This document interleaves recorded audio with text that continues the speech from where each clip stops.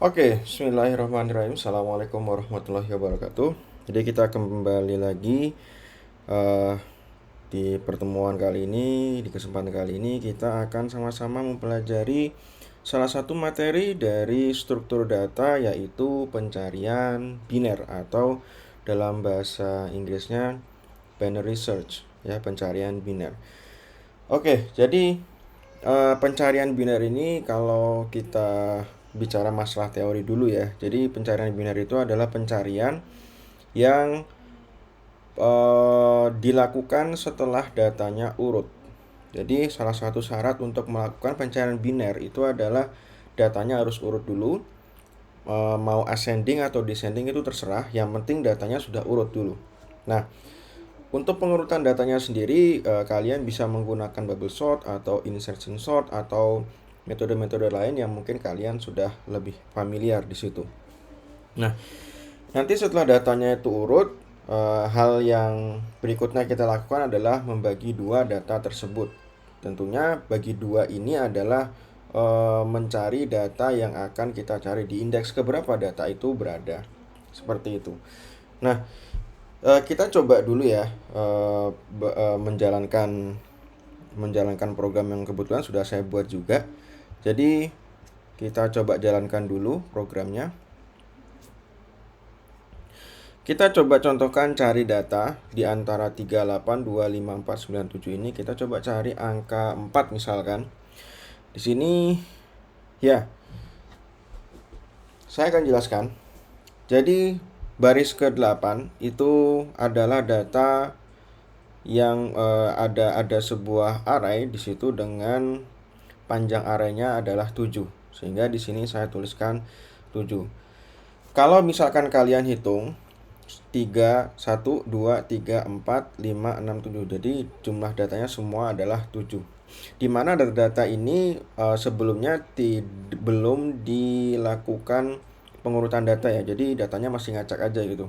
Nah, sehingga ketika kita mau mencari data menggunakan metode biner, kita memang harus mengurutkan datanya terlebih dahulu. Sehingga pada saat kita running programnya tadi, datanya itu sudah akan diurutkan menggunakan metode bubble sort seperti yang saya contohkan di pertemuan kali ini. Metodenya saya menggunakan bubble sort dari kecil ke besar atau ascending di sini. Nah, sehingga ketika muncul baris ke-22 si outnya ini, datanya itu sebenarnya sudah urut. Nah, di sini saya mencontohkan mencari data 4 ya, angka 4 di array data ini, di array variabel data ini. Nah, setelah datanya urut, maka dimunculkan seperti biasa menggunakan perulangan. I sama dengan 0, I kurang dari 7, berarti indeks ke-0 sampai dengan indeks ke-6. Seperti itu. Nah, lalu berikutnya adalah kita langsung masuk ke pencarian binernya. Oke, di sini saya coba tuliskan logika berpikirnya seperti apa, bagaimana menggunakan pencarian biner ini dalam perulangan yang ada, yang sudah saya tuliskan seperti ini. Kalian coba fokus di baris ke-31 sampai dengan baris ke-44. Saya tuliskan di sini. Jadi untuk iterasi pertama, perulangan pertama, di situ ada 3 variabel yang utama. Yang pertama adalah variabel pertama. Variabel pertama untuk iterasi pertama itu 0. Variabel kedua yaitu variabel terakhir itu 7. Dan juga variabel tengah itu nilainya adalah 0. Oke, sebelum saya lanjutkan ke penjelasan berikutnya, saya coba jelaskan kenapa variabel terakhir itu 7. Jadi seperti yang sudah saya sampaikan di sebelumnya, bahwa jumlah panjang arraynya untuk variabel data di situ adalah 7. Sehingga nanti untuk variabelnya kita buatkan variabel terakhir itu adalah 7. Nah, jadi untuk angka 7 ini silakan kalian sesuaikan saja dengan berapa jumlah data yang masuk ke dalam array tersebut. Jadi kalau misalkan jumlah datanya adalah ada 8, kalian tulis saja 8. Nanti kalau misalkan jumlah datanya ada 10, nanti kalian tulis saja 10 untuk variabel terakhir ini. Jadi kalian sesuaikan aja dengan jumlah data yang ada di dalam arraynya tadi. Oke. Nah, di iterasi 1 kita lihat bahwa di baris ke-34 pertama kurang dari terakhir. Berarti pertama itu untuk iterasi ke-1 adalah 0. Kita lihat di sini 0 dan juga nilai dari terakhir adalah 7. Berarti 0 kurang dari 7 sama dengan true ya. Jadi benar. Nah, karena benar, maka di iterasi pertama kita akan melakukan operasi binernya. Jadi kita akan membagi dua datanya itu. Kita akan bagi dua. Nah, kita perhatikan fokus ke bagian baris ke-35. Di situ ada variabel tengah sama dengan pertama plus terakhir dibagi 2. Nah, kalau kita lihat dari iterasi pertama, tengah itu sama dengan 0. Kita tulis aja, berarti tengah sama dengan pertama itu nilainya 0 ya. Berarti di sini 0 terus ditambah dengan variabel terakhir nilainya yaitu 7. Lalu di sini dibagi 2 sehingga nanti hasil sebenarnya adalah 3,5. Nah, tapi saya jelaskan dulu. Jadi karena kita di sini menggunakan tipe data yang bukan tipe data bilangan desimal, kita kan di sini menggunakan tipe data integer seperti yang ada di baris ke 33. Integer tengah, kita menggunakan tipe data integer. Nah, karena tipe data integer ini sifatnya adalah bilangan bulat, maka koma dan angka setelah koma itu diabaikan. Sehingga hasil perhitungannya bukan 3,5, tapi hasil perhitungannya adalah 3 di sini. Oke. Nah, sehingga di sini kalau kita lanjut lagi di baris ke-36, di situ ada percabangan, data, terus indeks tengah, kurang dari cari. Kita coba tulis dulu.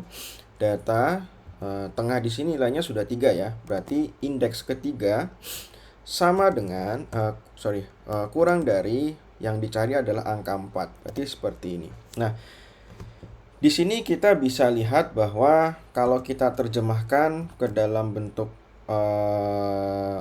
data yang sudah urut tadi ya. Kita lihat indeks ketiga itu berapa angkanya? Kita lihat di sini. Data setelah diurutkan di output programnya.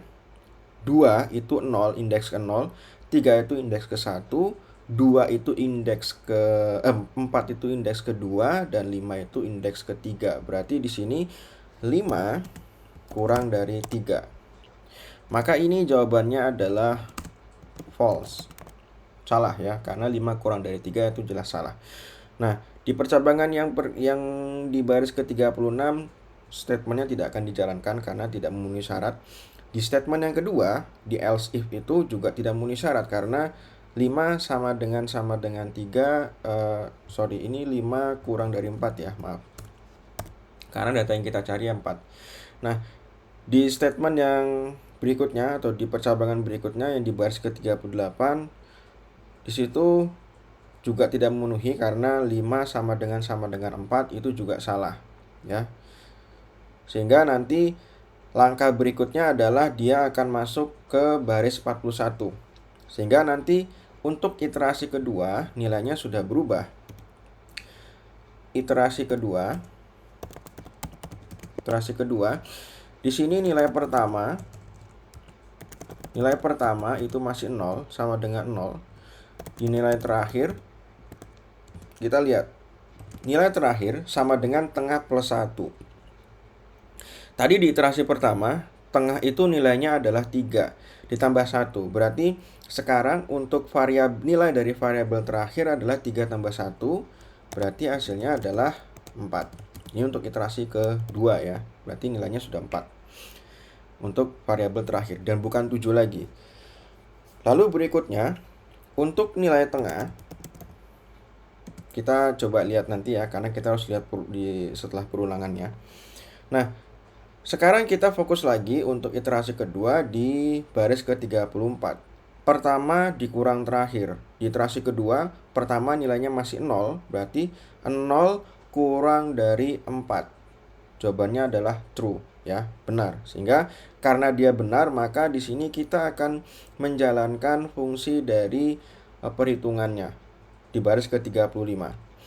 Tengah ini sama dengan, berarti di sini 0 ya ditambah dengan bilangan terakhir. Terakhir itu nilainya 4, bukan 7 lagi ya, di iterasi kedua dibagi 2. Ini tentu saja hasilnya adalah 2. Sehingga Di iterasi kedua, nilai pertama adalah 0, nilai untuk variabel tengah adalah 4, nilai untuk variabel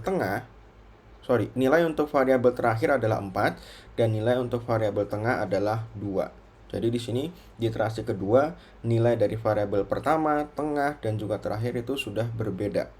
Ya.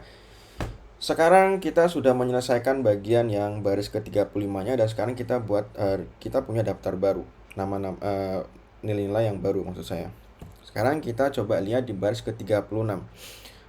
Di sini kita lihat data tengah tadi kan sekarang di iterasi kedua nilainya sudah 2. Ini 2 kurang dari 4. Kalau kita coba lihat datanya, kita coba hitung ya, indeksnya 0, 1, 2. Berarti nilainya 4. Berarti sini 4 kurang dari 4. Ini jawabannya adalah false. Dia salah. Berarti baris percabangan di baris ke-36 dia tidak dilakukan karena hasilnya adalah false atau salah. Dia karena salah maka dia akan menjalankan baris percabangan yang lain, tepatnya di baris percabangan yang 38, baris ke-38. Di situ ada else if, data tengah. Kita coba tuliskan lagi, data tengah 2 sama dengan 4. Ini kalau diterjemahkan berarti 4 sama dengan 4. Dan ini jawabannya adalah benar. Sehingga jawabannya data yang dicari, angka yang kita cari itu bisa ketemu di sini. Nah, dari sini kita bisa melihat bahwa perulangannya berhenti sampai di sini karena kalau kalian lihat di baris ke-40 itu ada break. Break itu fungsinya untuk menghentikan perulangan. Ya. Nah, sehingga di sini datanya sudah ketemu, maka langkah selanjutnya adalah dia akan tidak akan melanjutkan perulangannya lagi dan perulangannya akan keluar. Sehingga nanti begitu perulangannya keluar, maka yang terjadi adalah dia akan memunculkan baris ke-39, yaitu angka 4 ditemukan pada indeks kesekian. Seperti itu. Nah, jadi intinya adalah pencarian biner itu pencarian bagi 2. Jadi setiap pencarian itu akan dibagi 2. Yang dibagi 2 itu adalah bukan nilainya ya, tapi indeksnya dari tempat penyimpanan angka-angka tersebut atau data-data yang kalian simpan di dalam array tersebut. Indeksnya yang dibagi 2. Seperti itu. Nah, mungkin itu saja dari saya. Nanti kalau misalkan kalian ada yang mau ditanyakan, mungkin kita bisa berkonsultasi, berkomunikasi, bisa melalui email saya saja ya. Oke, itu saja dari saya. Sekian. Assalamualaikum warahmatullahi wabarakatuh.